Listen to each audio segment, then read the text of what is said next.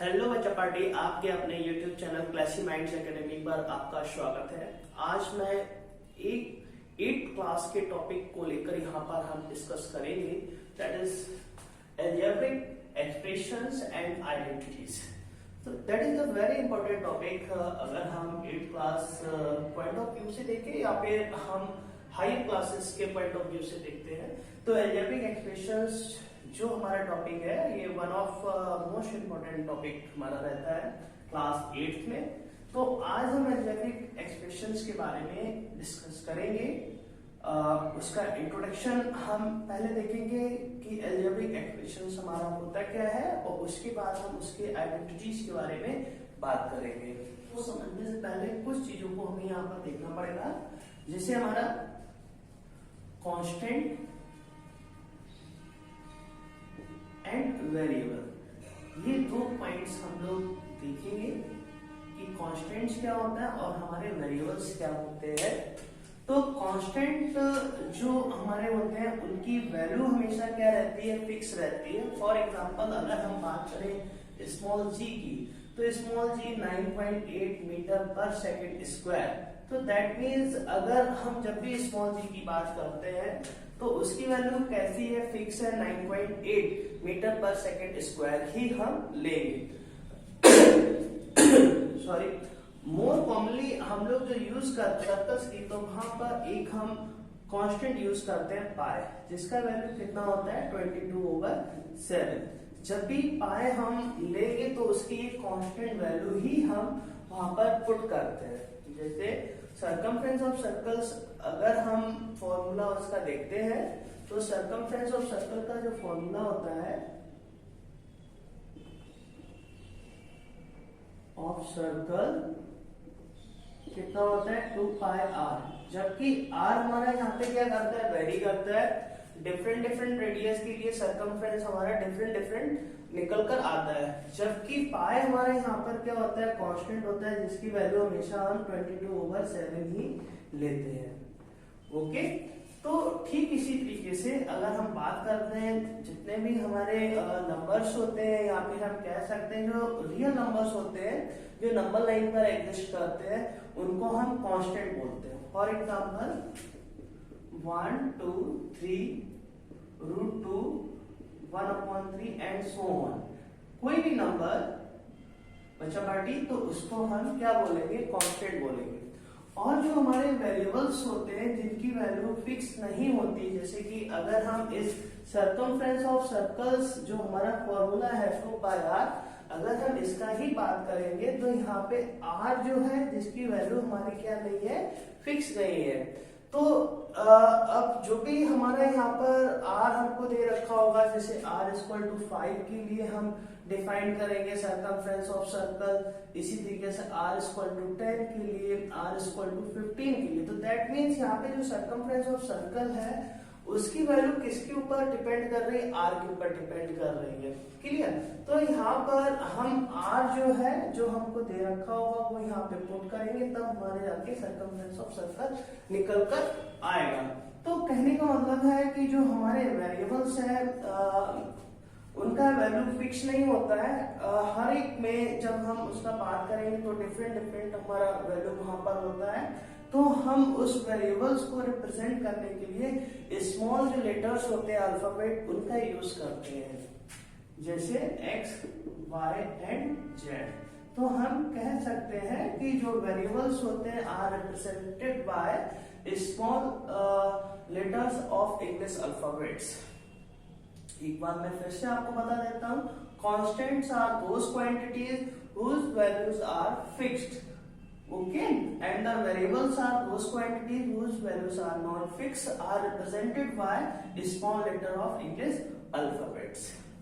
अब यहाँ पर हम बात करते हैं किसकी, आपके अलजेब्रिक एक्सप्रेशंस की, कि इसका डेफिनेशन क्या होता है और किस तरीके से ये हमारे सामने आते हैं। अलजेब्रिक एक्सप्रेशन, तो अलजेब्रिक एक्सप्रेशन का जो डेफिनेशन होता है इसको हम इस तरीके से डिफाइन करते हैं, it is a combination combination of constant and variable. ये क्या होता है बेटा, हमारा कॉम्बिनेशन होता है किसका, कांस्टेंट एंड वेरिएबल्स का, and both are connected by fundamental operation of mathematics. ये रही बेटा इसकी डेफिनेशन। एक बार फिर से मैं समझ लेते हैं। Algebraic expression it is a combination. यहाँ पर आप समझिए ये कॉम्बिनेशन है, किसका कॉम्बिनेशन होता है हमारा यहाँ पर, ये कांस्टेंट और वेरिएबल का, कांस्टेंट एंड वेरिएबल्स का ये हमारा क्या है यहाँ पर कॉम्बिनेशन है। वो दोनों को हम कनेक्ट कर देते हैं, किसके थ्रू कनेक्ट करते हैं, फंडामेंटल जो ऑपरेशन होते हैं हमारे मैथमेटिक्स के, उससे हम इसको कनेक्ट करते हैं। वो हमारे यहाँ पर क्या होते हैं बेटा, plus minus division and multiplication. ये हमारे कहलाते हैं most fundamental operation of mathematics. ये है बेटा हमारे fundamental operation of maths. Clear, हम इनसे इनको क्या करते हैं, कनेक्ट करते हैं, तब हमें क्या मिलता है, अलजेब्रिक एक्सप्रेशन मिलता है। अब यहाँ पर कुछ एग्जांपल हम देख लेते हैं अलजेब्रिक एक्सप्रेशंस के क्या होते हैं। जैसे कि हमने यहाँ पे लिखा है 4x, तो 4x is an algebraic expression. ये एक हमारा क्या है, अलजेब्रिक एक्सप्रेशन है। तो हम यहाँ पर देखते हैं कि हमारी जो डेफिनेशन है वो क्या उसको ये फॉलो करता है जो हमने यहाँ पर एग्जांपल दिया, या नहीं करता है। तो यहाँ पर हम अगर देखेंगे तो 4 इंटू एक्स, तो बेटा 4 यहाँ पर क्या है हमारा कांस्टेंट है, और x हमारा यहाँ पर क्या है, वेरिएबल है, और साथ में हम यहाँ पर मल्टीप्लाई का यूज कर रहे हैं, जो कि हमारा क्या होता है, फंडामेंटल ऑपरेशन ऑफ मैथमेटिक्स। तो that means 4x is an algebraic expression. फिर हम एक और एग्जांपल लेते हैं, अनदर एग्जांपल 1/2। ये हमारा अलजेब्रिक एक्सप्रेशन है या नहीं है, अगर है तो ये क्या डेफिनेशन को सेटिस्फाइड कर रहा है या फिर नहीं कर रहा है। एक बार फिर हम इसको देखेंगे यहाँ पर 1/2 इंटू एक्स इज टू 0। तो x इज टू 0 का जो वैल्यू होता है वो बेटा होता है 1, और यहाँ पर हम देखेंगे 1/2 इंटू एक्स इज टू 0। तो that is variable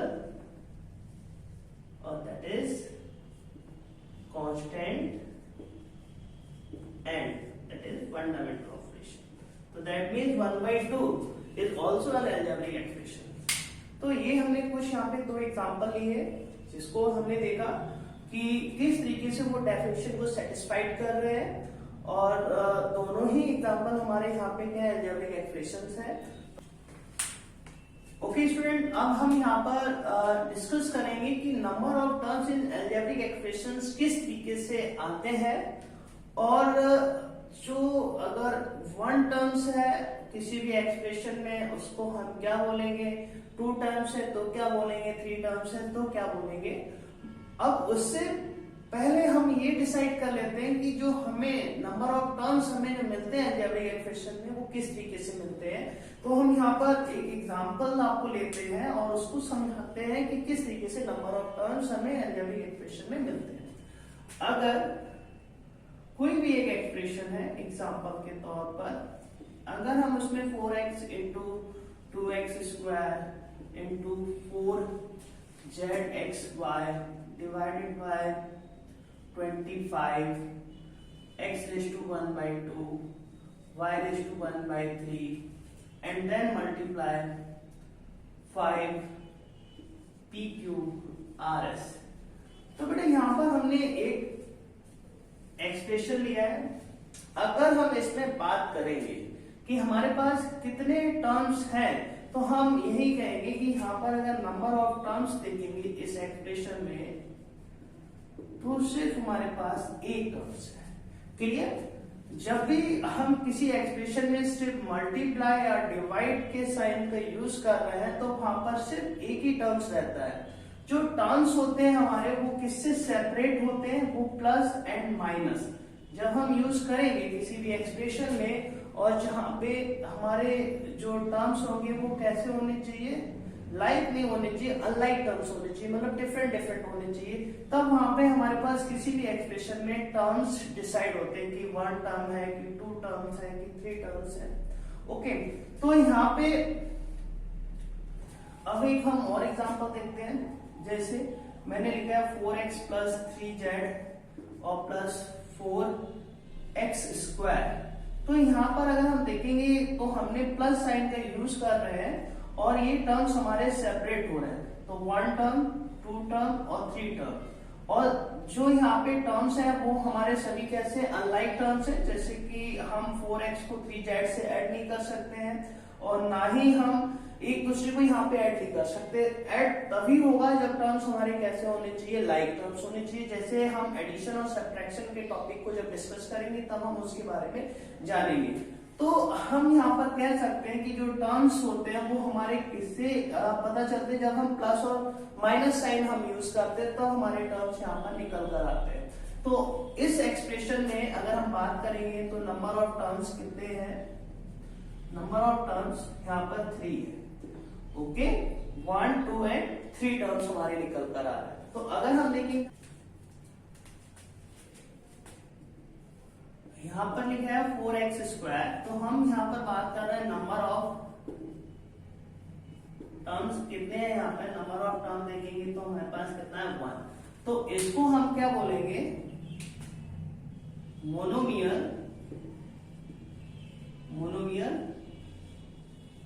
algebraic expression. Okay, जिसमें सिर्फ एक ही टर्म्स होता है उसे हम लोग मोनोमियल अलजेब्रिक एक्सप्रेशन बोलते हैं। अब यहां पर हम बात करते हैं second, 4x square plus 5z। तो यहां पर नंबर ऑफ टर्म्स कितने हैं?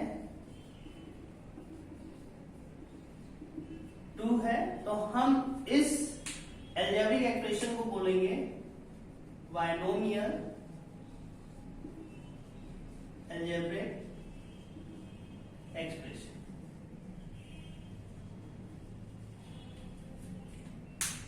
अगर हमारे पास 4x square plus 5z plus 9, तो इसमें कितने टर्म्स हैं? तो हम देख रहे हैं नंबर ऑफ टर्म्स हमारे पास कितने हैं? यहाँ पर 3 है। तो इसको हम बोलेंगे ट्राइनोमियल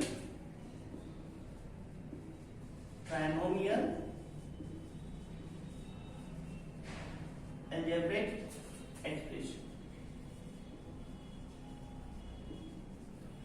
अगर हमारे किसी भी फोर्थ पार्ट अगर number of terms more than 3 होते हैं, जैसे 4x square plus 9y 10z 40x square y and और भी 1-2 टर्म्स है यहाँ पर, तो हम जब यहाँ पर देखेंगे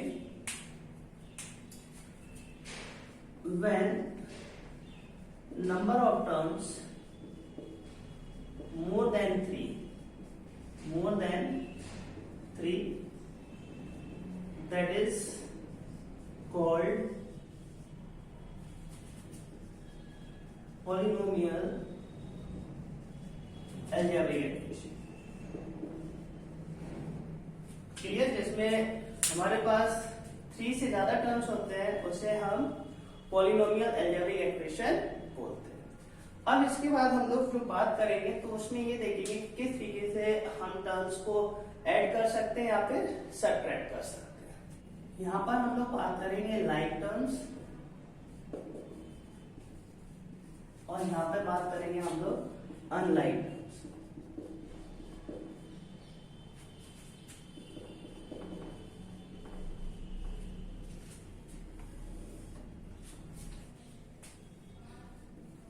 Those terms whose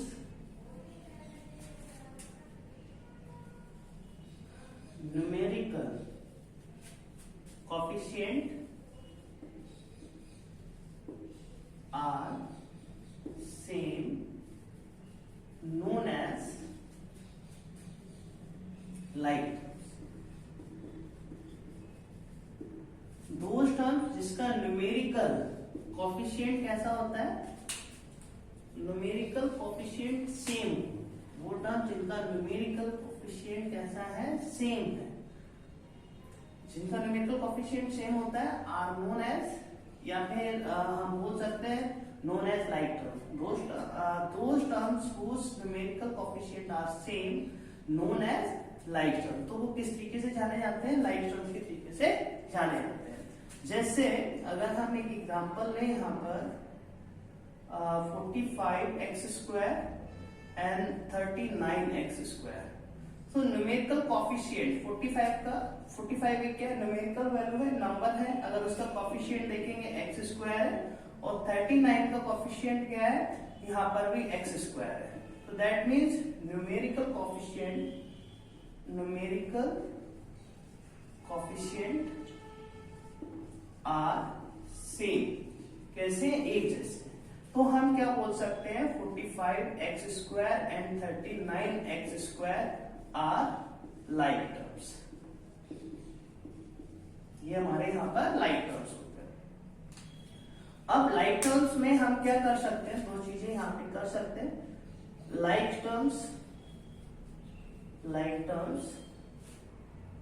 can be added और सब्ट्रैक्टेड, उनको ऐड और सब्ट्रैक्ट हम कर सकते हैं, या फिर हम उनको ऐड और सब्ट्रैक्ट करते ही जब सिंप्लीफाई करते हैं तब। अब जैसे कि अगर हमें यहाँ पे 45x² प्लस 39x² करेंगे तो हम दोनों को ऐड कर सकते हैं। तो पहले हम इनकी जो न्यूमेरिकल वैल्यू है उनको ऐड कर लेंगे, 5 और 9 14, 4 और 3 7 और 1 8, 84x² इसका रिजल्ट निकल कर आएगा जब हम इन दोनों को ऐड करेंगे।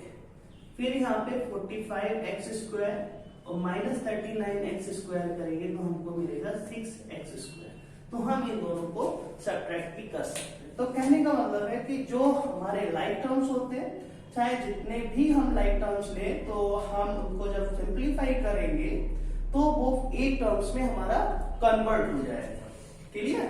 ठीक इसी तरीके से एक और एग्जांपल यहाँ पर लेते हैं, x², 4x², थोड़ा डिफरेंट लेते हैं, 7xy, 4xy, 9xy, xy, 3xy। अब यहाँ पर सभी की अगर हम न्यूमेरिकल कोफिशिएंट देख रहे हैं तो कैसे है, सेम है। अगर हम इनको ऐड करेंगे 7xy plus 4xy plus 9xy plus xy और प्लस 3xy, तो लाइक टर्म्स को जब हम कैलकुलेट करेंगे तो वो एक ही टर्म्स में हमारा सिंप्लीफाई होकर आ जाएगा। तो यहाँ पर कितना हो रहा है, 7 और 3 10, 9 और 1 10, 10 10 20 और 4 24 xy, ये हमारा इसका आंसर आ जाएगा अगर हम इन सभी टर्म्स को ऐड कर देते तो। क्लियर? अब हम लोग बात करते हैं unlike terms. Those terms whose numerical coefficient are different known as unlike terms, वो हमारे क्या होते हैं, अनलाइक टर्म्स होते हैं। क्लियर? वो टर्म्स जिनका numerical coefficient, those terms whose numerical coefficients are different, अलग अलग होते हैं, नोन एज अनलाइक टर्म्स, उनको हम लोग क्या बोलेंगे, अनलाइक टर्म्स बोलेंगे। जैसे अगर हम एक एग्जांपल लेते हैं यहाँ पर 4x² एंड 9xy, तो यहाँ पर 4 का जो कोफिशिएंट है वो x² है, यहाँ पर 9 का जो कोफिशिएंट है xy है, तो that means coefficient are not same,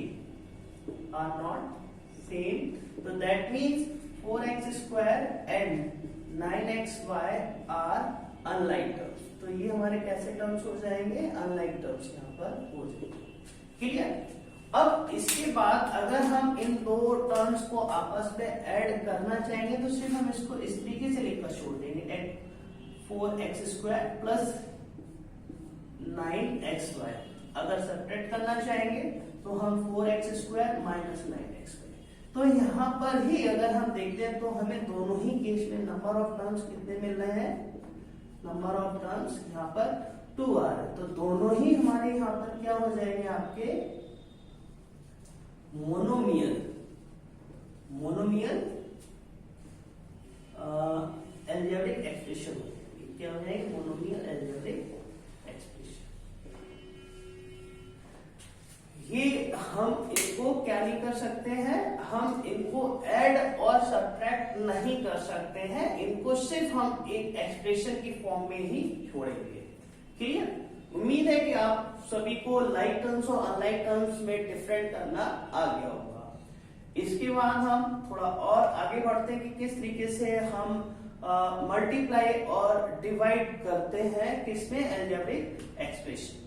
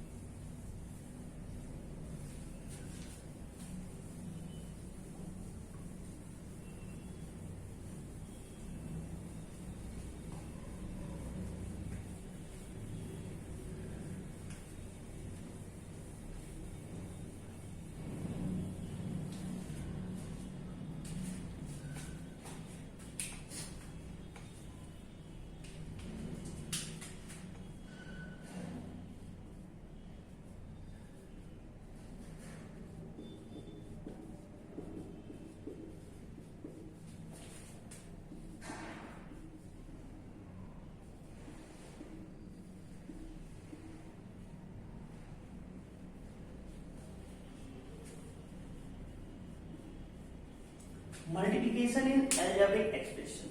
तो हम अलजेब्रिक एक्सप्रेशन में किस तरीके से मल्टीप्लाई करेंगे, हम एक एग्जांपल लेते हैं कि 4x प्लस थोड़ा आसान एग्जांपल लेते हैं, फिर हम लोग आगे बात करेंगे, इंटू 3xy और इंटू माइनस 3xyz। ओके, अब हमें बोल दिया जाए कि हमें यहाँ पे सभी कैसे मोनोमियल टर्म्स है, सभी में एक एक टर्म्स है, अगर हमें इसका मल्टीप्लाई करना है तो हम किस तरीके से करेंगे। तो सबसे पहले हम क्या करेंगे, जो हमारे पास न्यूमेरिकल वैल्यूज हैं तो हम उनका यहाँ पर लिख लें 4 into 3 into minus 3, okay, into X into X Y और इंटू एक्स वाई जेड। इस तरीके से हम लोग इसका मल्टीप्लाई, पहले जो न्यूमेरिकल है उनका मल्टीप्लाई कर लेंगे, फिर उसके बाद जो उनके साथ न्यूमेरिकल कोएफिशिएंट है उनको लिखेंगे और उनको हम लोग किस तरीके से अरेंज करेंगे यहाँ पर हम लोग देखेंगे। तो 4 3 जा 12 इंटू माइनस 3 इंटू एक्स की पावर यहाँ पे 1 है, यहाँ पे 1 है, यहाँ पर 1 है, तो 1 1 1 तीनों को ऐड करेंगे तो यहाँ पे कितना हो जाएगा एक्स क्यूब, y का पावर 1 है, यहाँ पर पावर 1 है, तो ये y स्क्वायर हो जाएगा, दोनों की पावर को ऐड कर देंगे, और यहाँ पे z सिर्फ z है तो उसको हम एज इट इज लिख देंगे, इसकी पावर 1 होती है उसको हम यहाँ पे शो नहीं करते। 12 3 36 माइनस 36 प्लस माइनस माइनस हो जाएगा x cube y square z। तो ये हमारे यहाँ पर फाइनल आंसर आ जाएगा। अब इसके बाद एक और हम यहाँ पे एग्जांपल लेते हैं और उसको डिस्कस करते हैं।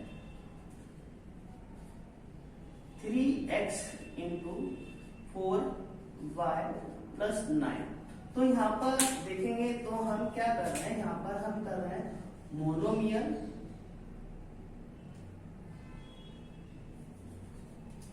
एक है हमारा मोनोमियल और उसका हम प्रोडक्ट कर रहे हैं किसके साथ, बायनोमियल के साथ। तो किस तरीके से करेंगे यहाँ पर, तो इसको देखिए, तो हमें करना क्या होता है बेटा, जैसे 3x है तो यहाँ पे पहले देखिए 3x 4x प्लस 9, तो 3x का हम किसके साथ करेंगे 4x, तो 3x इंटू 4x। अब देखो यहाँ पे प्लस साइन है तो प्लस लिखो, यहाँ पे 9 है तो 9 लिखो।